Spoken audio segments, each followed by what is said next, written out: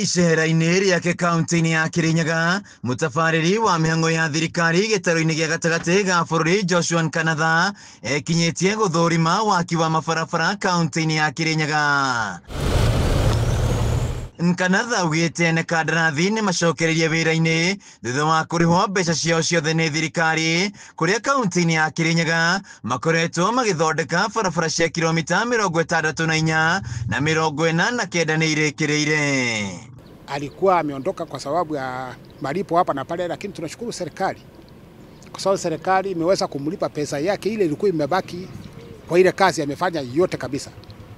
Vile tunaongea hapa, serikali contractor andai serikali pesa yote kwa zile nini amerisi na kupelekea serikali ndiye alipo pesa. Hiyo lazima tuelewane. Kama serikali hatuna ndeni na yeye. Sasa yeye ndio unaona amembobera 100% arundi kwa site. Na ametuhakikishia kufikia Disemba kama mambo yote iko sawa atakuwa amemalizana hata kuweka rami barabara. So we are very happy with him. So ni baadhi ya wale contractors wamerundi baada ya kupewa malipo yao. Na hapa tutarundi mwezi ujao kuhakikisha kwamba yale ametuahidi ametekeleza. Nkanatha augĩte barabara ici nĩ igũkorwo na ũguni mũnene kũrĩ mũingĩ wa gĩcigo gĩkĩ na arĩa nĩ arĩmi a macani, kahũa hamwe na iria. Hawa watu wa upande huu ni wakulima. Na hawa ni baadhi ya wale wa Kenya ambao bidhaa zao zilikuwa zinaharibikia barabarani kabla hasijafika sokoni. So upande mmoja wa kulima, especially wale wako na biashara zao huku za ukulima, watakuwa na uwezo wa kufikisha bidhaa zao sokoni katika wakati unaofaa. Ya pili, wafanyabiashara ni wengi.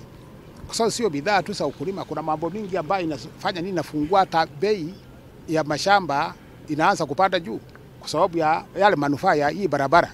Ihinda rĩu akĩrutĩra mũkana ene kandarathi arĩa mekũgonderera wĩra-inĩ wao nĩ megũtunyũkithio kandarathi ciao.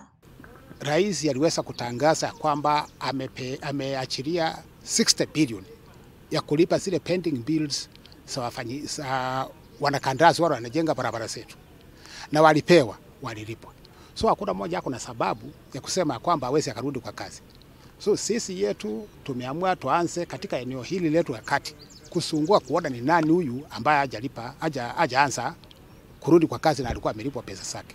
Kama tuko na wao, tutaweza kurecommend ile taratibu zinapaswa kuchukuliwa, including kuwasimamisha kazi na kublacklist company zao kuwa asiwezi kufanya kazi hapa nchini tena.